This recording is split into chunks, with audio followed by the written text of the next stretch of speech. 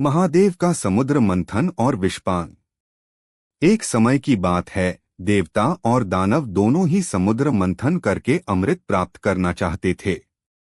देवताओं और दानवों के बीच एक लंबा संघर्ष चल रहा था, जिसमें देवता हमेशा हार रहे थे। इस समय देवता ब्रह्मा जी के पास गए और उन्हें मदद की विनती की। ब्रह्मा जी ने कहा, यदि तुम अमृत प्राप्त करना चाहते हो तो समुद्र मंथन करो। देवताओं ने समुद्र मंथन के लिए दानवों से समझौता किया। दोनों मिलकर समुद्र मंथन के लिए तैयार हो गए। समुद्र मंथन करने के लिए सबसे पहले मंदर पर्वत को मथनी और वासुकी नाग को रस्सी के रूप में उपयोग करने का निर्णय लिया गया। देवता और दानव मिलकर मंदर पर्वत को समुद्र में डुबोने लगे। जैसे जैसे मंथन बढ़ा, समुद्र से एक के बाद एक अद्भुत और खतरनाक रत्न और वस्तुएं निकलने लगीं। इनमें से कई रत्न देवताओं के लिए थे और कुछ दानवों के लिए। इनमें से एक था कालकूट विष। कालकूट विष समुद्र मंथन से सबसे पहले निकला और यह इतना शक्तिशाली और विषैला था कि उसे देखते ही देवता और दानव दोनों डर गए। विष का असर इतना भयंकर था कि इससे पूरे ब्रह्मांड का संहार हो सकता था।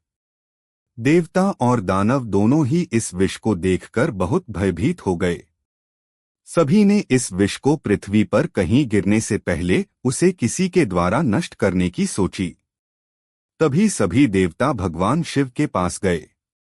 भगवान शिव, जो संपूर्ण ब्रह्मांड के पालनहार और महाशक्ति के स्वामी थे, उनकी मदद की जरूरत थी। देवताओं ने भगवान शिव से निवेदन किया, हे महादेव, यह विष बहुत ही भयंकर है। यदि यह विष पृथ्वी पर गिर जाए तो संपूर्ण सृष्टि का विनाश हो जाएगा। कृपया इस विष को नष्ट करें। भगवान शिव ने बिना किसी डर के इस विष को ग्रहण करने का निर्णय लिया। महादेव ने विष को अपने गले में उठाया और उसे पी लिया। विष पीते समय भगवान शिव का गला नीला हो गया और उनका गला नीलकंठ के नाम से प्रसिद्ध हो गया। लेकिन भगवान शिव ने किसी प्रकार की पीड़ा का अनुभव नहीं किया।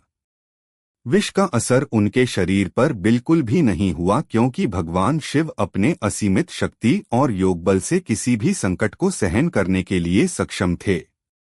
इस घटना ने भगवान शिव की शक्ति और त्याग को दर्शाया। उन्होंने अपनी पूरी शक्ति से यह सिद्ध कर दिया कि वह सच्चे प्रेम और भक्तों के कल्याण के लिए किसी भी कठिनाई को झेल सकते हैं। विष पीने के बाद भगवान शिव पूरी तरह शांत रहे और पृथ्वी पर किसी भी प्रकार का संकट नहीं होने दिया। देवता और दानव दोनों ही भगवान शिव की महिमा को देखकर उन्हें शरण में गए और उनकी पूजा करने लगे। भगवान शिव का यह कार्य न केवल उनके साहस का प्रतीक था, बल्कि यह भी दर्शाता है कि वह अपने भक्तों की भलाई के लिए किसी भी तरह का बलिदान देने को तैयार रहते हैं। उन्होंने इस अद्वितीय कार्य के माध्यम से यह संदेश दिया कि एक सच्चा नेता और देवता वही है जो अपने स्वार्थ के बजाय दूसरों की भलाई के लिए कार्य करता है। समुद्र मंथन से विष निकलने और भगवान शिव के विषपान की यह कथा आज भी भक्तों के दिलों में गहरे स्थान पर बैठी है।